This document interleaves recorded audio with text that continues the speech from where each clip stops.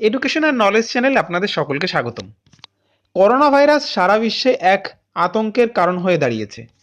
সারা বিশ্বে 4 লাখের অধিক লোক আক্রান্ত হয়েছেন এই ভাইরাসের কারণে, আর 20,000-এর বেশি প্রাণ কেড়ে নিয়েছে বিগত 3 মাসের মধ্যেই।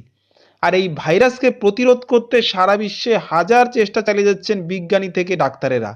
যেহেতু নির্দিষ্ট কোনো ওষুধ এখনও আবিষ্কৃত হয়নি, তাই প্রতিরোধই একমাত্র এই ভাইরাসকে রুখে দাঁড়ানোর উপায়। জনসংযোগ এড়িয়ে চলা এবং নিয়মিত হাত ধোয়া। এই হাত ধোয়ার জন্য 60% অ্যালকোহলযুক্ত হ্যান্ড স্যানিটাইজারের ব্যবহার করার কথা বলা হয়েছে। আর তারপর থেকেই কোথাও পাওয়া যাচ্ছে না এই হ্যান্ড স্যানিটাইজার, হঠাৎ যেন মার্কেট থেকে উধাও হয়ে গেছে। কিন্তু তার মানে কি আপনাদের হাত ধোয়া থেমে যাবে? তো এই ভিডিওতে আমরা জেনে নেব কোনটা করলে ভাইরাস মারতে বেশি উপযোগী, হ্যান্ড স্যানিটাইজার, হ্যান্ড ওয়াশ নাকি সাবান। কোভিড 2019 বা করোনা ভাইরাস 2019-এর উপরিভাগ স্পাইক এবং লিপিড প্রোটিন নির্মিত একটি আস্তরণ থাকে এবং অন্তঃভাগে থাকে আরএনএ এবং অন্যান্য উপাদানগুলি।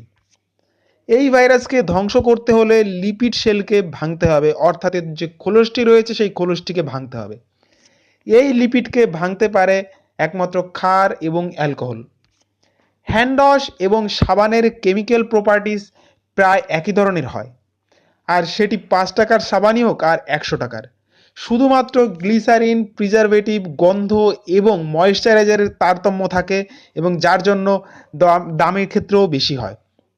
কিন্তু জীবাণু মারার জন্য যা প্রয়োজন তা সমস্ত সাবানই প্রায় একই রকমই থাকে।